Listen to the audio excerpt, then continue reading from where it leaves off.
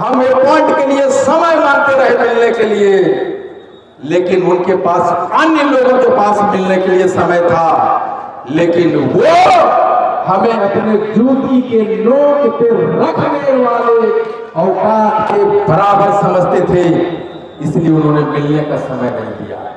एक मौका था, मिल सकते थे, हमारी आंसू पोंछ सकते थे, आपने अपनी पहली मौका गंवाया। आपके पास दूसरा मौका था कि आप एक फोन उठाते और अमित शाह जी को कहते, अमित भाई हमारे बिना तुम्हारी सरकार नहीं चलेगी, हमने तांती तत्वा को पान बनाया है। जिस तरह आप सुप्रीम कोर्ट के डिसीजन को बदल रहे हो, उसी तरह एक अध्यादेश लाओ और हमारे पान समुदाय के भविष्य को रक्षा करो। आप कर सकते थे, आप नहीं किए, आपने दूसरी गलती की, आपने दूसरी मौका गंवाया। आप चाहते तो रिव्यू पिटीशन में जा सकते थे, आप रिव्यू पिटीशन में जाते तो ये जो आपने तांती तत्वा हमको दोबारा बनाया है उसको रोका जा सकता था, और आप जाते तो सुप्रीम कोर्ट सुनती उस रिव्यू पिटीशन को, और हमारे बच्चे बच्चियों को जो जिल्लत की जिंदगी गुजारने पे मजबूर हुए हैं, जिनकी नौकरियां छीनी गई, जिनके अपॉइंटमेंट रद्द किए गए, मेडिकल कॉलेज से निकाले गए, हमारे बच्चा डिप्रेशन में चले गए, कितने लड़के लड़कियां दिल्ली से वापस आ गए, वो राजमिस्त्री बनने के लिए मजबूर हो रहे हैं। आप चाहते तो हमारे बच्चों की जिंदगी संवार सकते थे, लेकिन हम पान और तांती तत्वा को आपने कीड़े मकोड़े जैसा समझने के काम किया, और जो बच्चे उस नाले से निकल के सांप की जिंदगी में जाने वाले थे, नौकरी पाने वाले थे, आपने उन्हीं लोगों को दोबारा कहा, तांती तत्वा के बच्चों तुम्हारी कहां औकात कि तुम नाली के कीड़े से निकलकर साफ पानी में रहोगे। लो मैं तुम्हारा आरक्षण छीनता हूं और तुमको उसी नाली के कीड़े बनाने के लिए मजबूर करता हूं, तुम जाओ अपनी औकात दिखाओ। हमारी औकात क्या? नाले कीड़े का। हमने मिन्नते घुटना टेका, रोए गिड़गिड़ाए, लेकिन हमारी औकात कहां की? मुख्यमंत्री जी हमारी सुने, भाजपा की सरकार हमारी सुने। वो तो समझता है कि पान तांती तत्वा के वोटर्स हमारे गुलाम है, तुम जाओ लेना जाओ, जय श्री राम का नारा हमारे पान के बच्चे लगाएंगे और जाके वोट डाल देंगे। इसकी क्यों सुनते हो? मैं चंपारण में गया, मैं मोतिहारी में गया, गांव-गांव में गया। मोतिहारी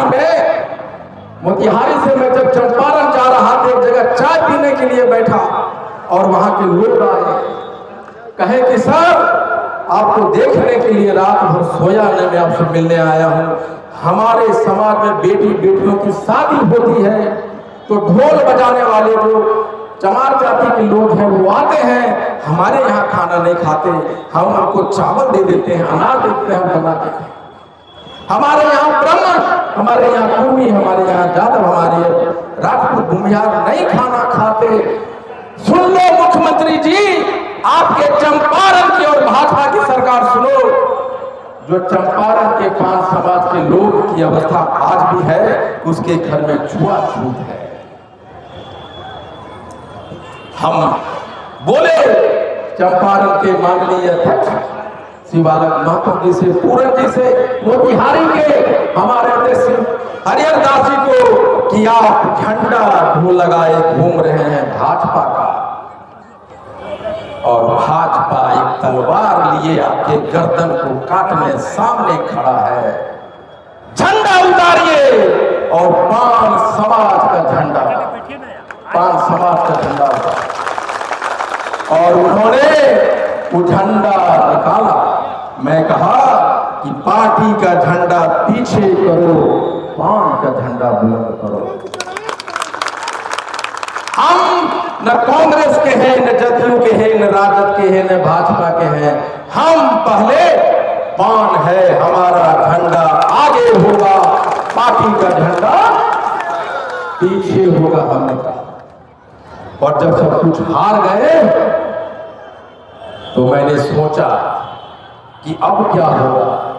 सरकार ने मुझे, हम लोगों को, पान जाति के लोगों को जहाज से समुद्र में फेंक दिया है, बीचों बीच। कहां जाएं हम, क्या करें? जब आपको समुद्र में फेंक दिया जाता है तो आप विशालकाय व्हेल मछली या विशालकाय मगरमच्छ से भी लड़ते हैं।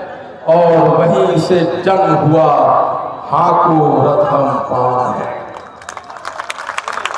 सामने एक मगरमच्छ था और एक विशालकाय व्हेल मछली थी और बीच में पान समाज घिरा हुआ था। तब सोचा कि हमें अपने अस्तित्व को बचाने के लिए, अपने आप को बचाने के लिए हमें लड़ना होगा। और उसी के लड़ाई का नाम है हाको रथम पान। दोस्तों, जब मैं सोचा कि मैं आंदोलन करूंगा तो हमारी शक्ति क्या है, हमारे कमजोरी क्या है, हमारा शक्ति क्या, कमजोरी क्या।